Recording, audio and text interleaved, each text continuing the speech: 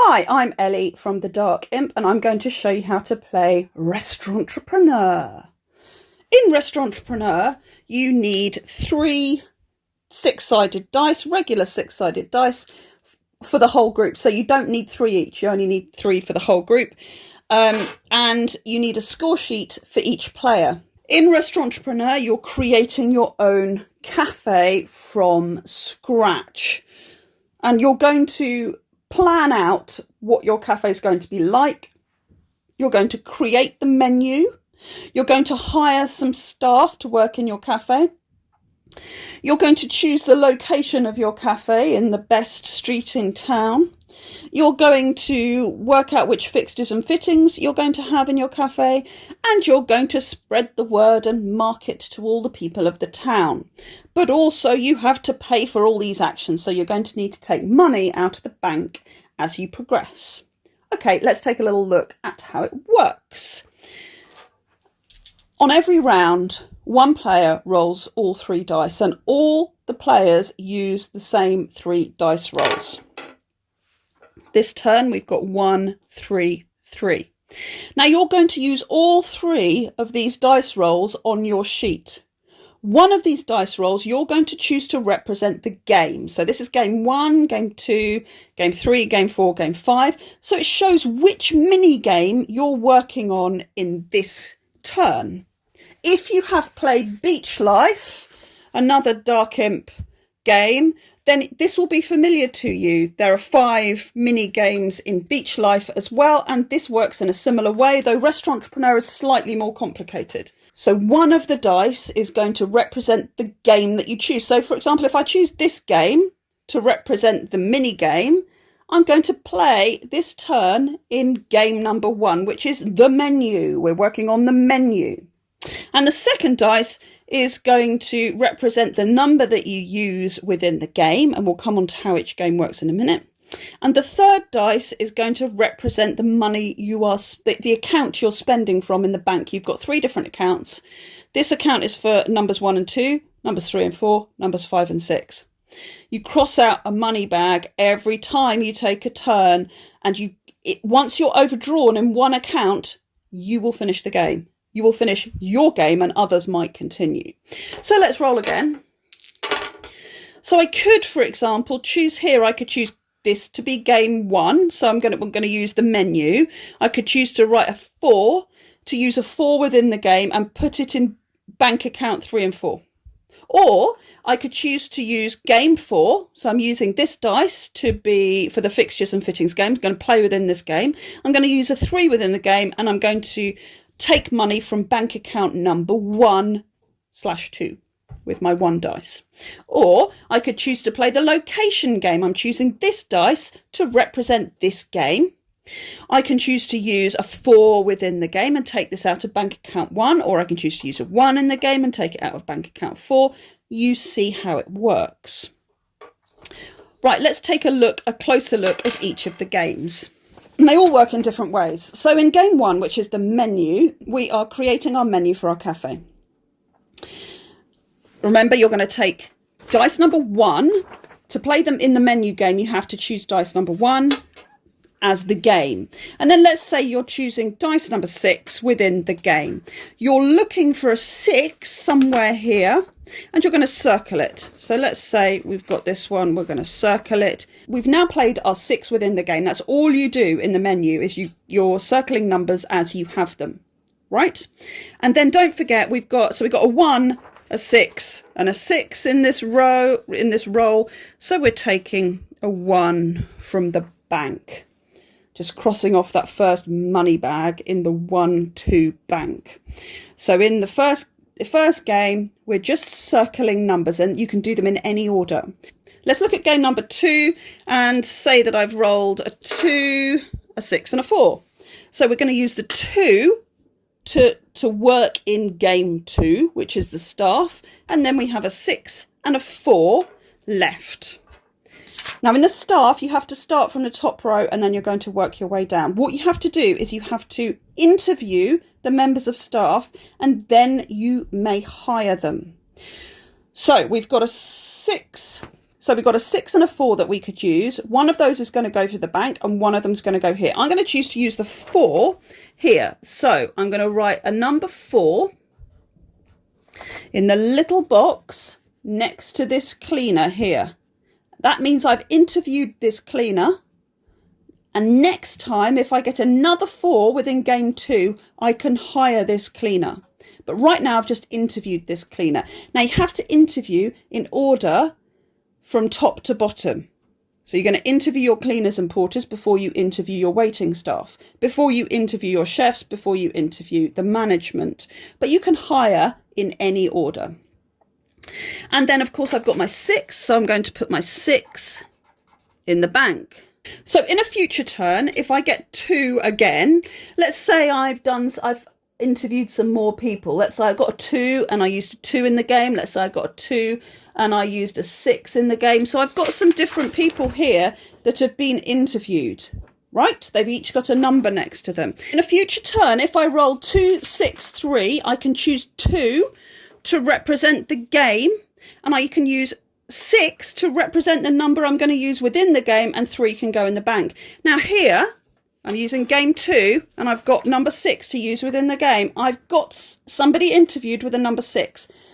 Once I've interviewed somebody and given them that number, I can cross off that number to show that they've been hired. And then if I want to, I can give them a name. Can't write in the middle of the air.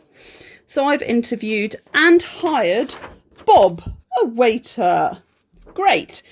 At the end of the game, I'm going to get victory points according to the number of staff that I've actually hired. So right now I've hired 1, and you can see here at the end of the game, if I hire just 1 or 2 members of staff, I'm going to get 4 victory points. If I hire 3 or 4, I'm going to get 9. If I hire 5 or 6, 16, and 7 or 8, I'm going to get 25 points. I get nothing for the people I've just interviewed. But remember, you do have to interview before you hire. And when you interview, you can set any number, which you're going to have to get a second time for your hiring. That's how game number 2 works. So if in a future turn you roll 1 for the game, the menu, and a 1 which you want to use within the game, and maybe a 6 which you can use at the bank, you can choose to cross off this 1 because you're using the 1 within game 1, and you will have a complete plate of food. That means you've created something for your breakfast menu. Now you can choose to name this if you want this dish, and I'm going to put pancakes. Who loves pancakes in the morning? Me. And you're going to get 3 victory points for this completed plate. All of the breakfast plates are the same, 3 points for each. All of the cakes and pastries, they're easy to get. They only need 1 number. You get 1 point for those. And all of the lunch plates, they're a bit harder to get. You need 3 different numbers for that. So that will take you 3 turns to get that, but you'll get more points for each of those. At the end of the game, you're going to add up all the victory points that you've got from this mini game, and you're going to put it in your score here. And we'll come back to these rosettes in a minute. And we'll come back to these bonuses in a minute as well. Now, if you're going to use game 3, so let's say you've rolled a 3 for the game. That's the location game.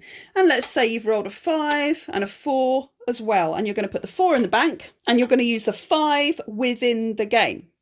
What you're going to do here is there's 2 sides of this street that's really good for, which is the sort of best restaurant street in town. And you're going to start at the left-hand end of the street. You can choose which side of the street you want to progress along. And to progress along the street, so to cross off where you are on the street, you must get the number on that building or higher. So with my 5 that I'm using in game 3, I can start. I need at least a 2, so I couldn't start this game without a 2 or more.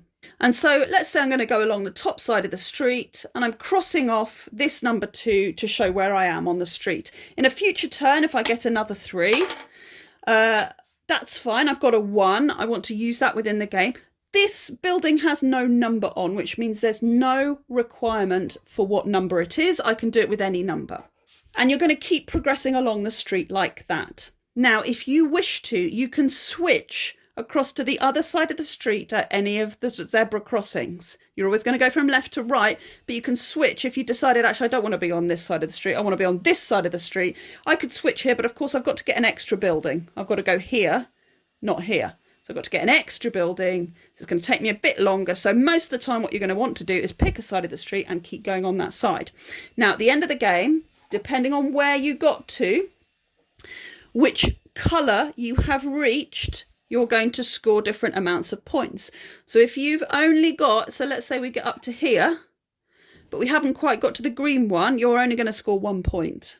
If you get to the blue one, you score 4 points. If you get to the yellow one, 9 points. And it's whichever colour you have most recently visited. You don't get to add all these points together if you're right up here. And we'll come back to the bonuses and the rosettes.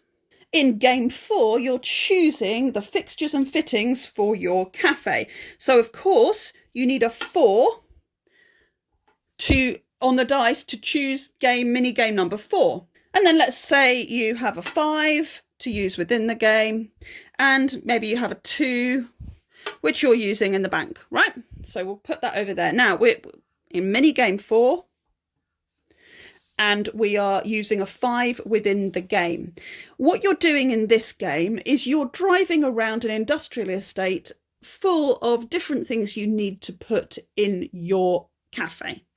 And you start here, there are little cars here or here, so you can start in this space or this space, but nowhere else. And you're going to colour in or put a line through 5 of these things. And you've always got to connect from where you've previously been. So that's 1, 2, 3, 4. And I don't have to keep going in a line. I could branch off and go back here. 5. What my aim is to drive complete. If you've driven around a shop completely, so if I've got all 8 things around a shop, that means I get whatever's inside. I get one of the ovens, and you can choose an oven. So let's say in a later round, I get a 6. Okay, and I've got a 4 for the game and a 6 within the game, and maybe a 6 for the bank as well. And I'm going to say, okay, 6, that's great. I'm going to go 1, 2, 3, 4, 5, 6. And now I've fully circled this shop here, which means I get 1 victory point. It says at the top, you get whatever it is at the top. And I get to choose which oven I want in my cafe. So I might circle this one, so I'd like the white oven, please, in my cafe. And you keep going like that. You can stretch over all the way over here, and you might get your cutlery down here and your table decorations. And you can see there's victory points to be got in the different shops, and there's bonuses as well. We'll come on to those. At the end of the game, for this mini game, you count up all of the numbers in the stars. That's your victory points.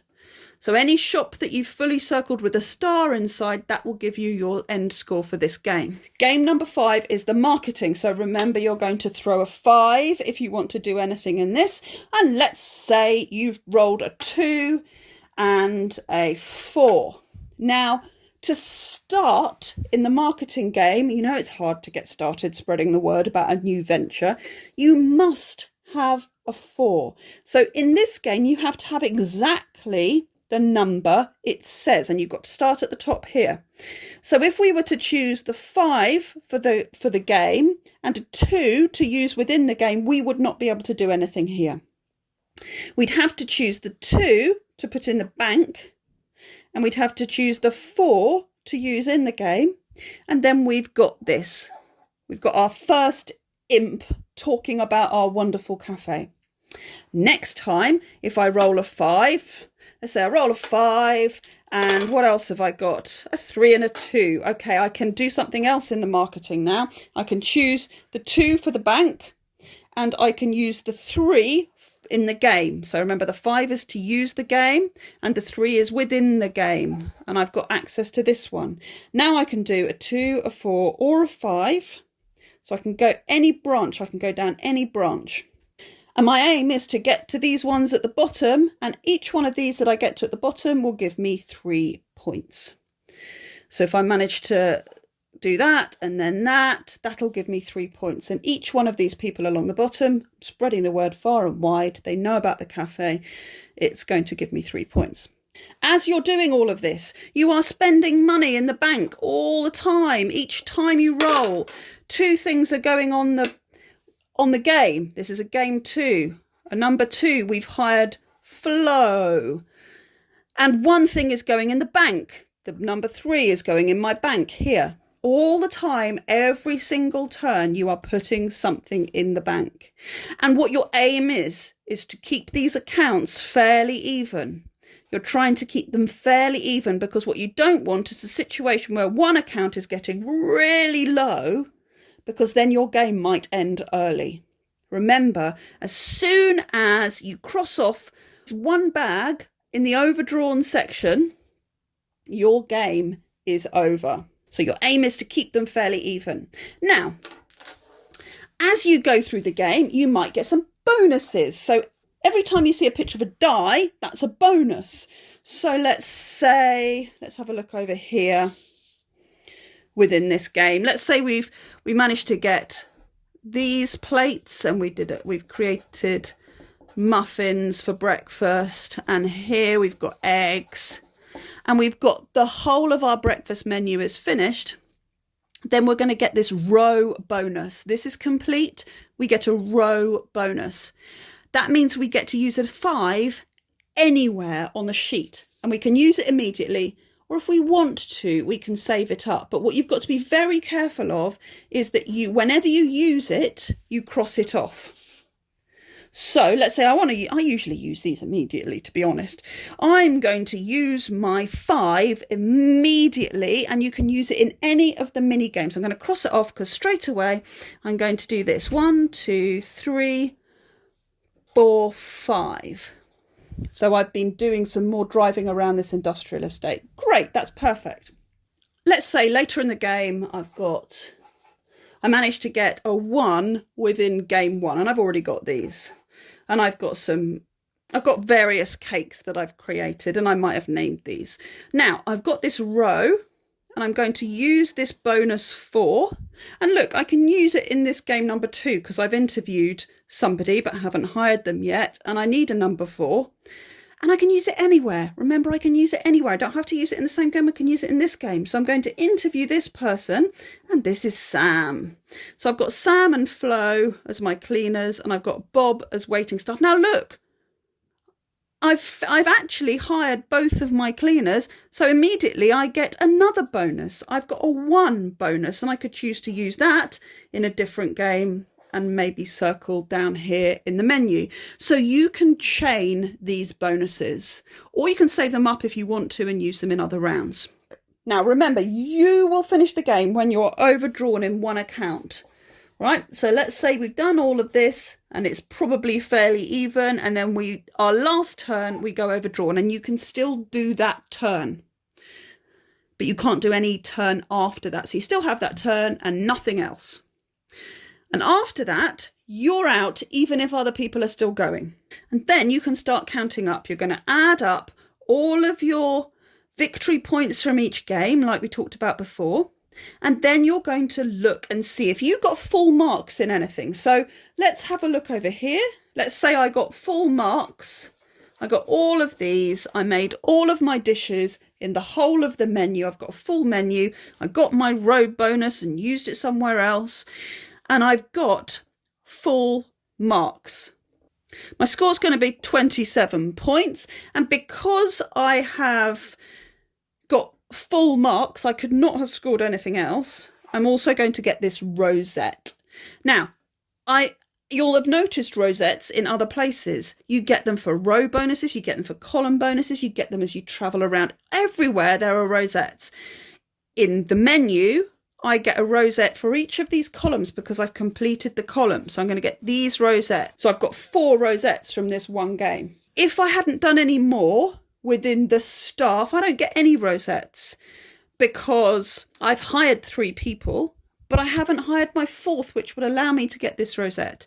So I don't get any rosettes. I certainly don't get the full mark bonus. I would get 9 points because I've hired 3 people.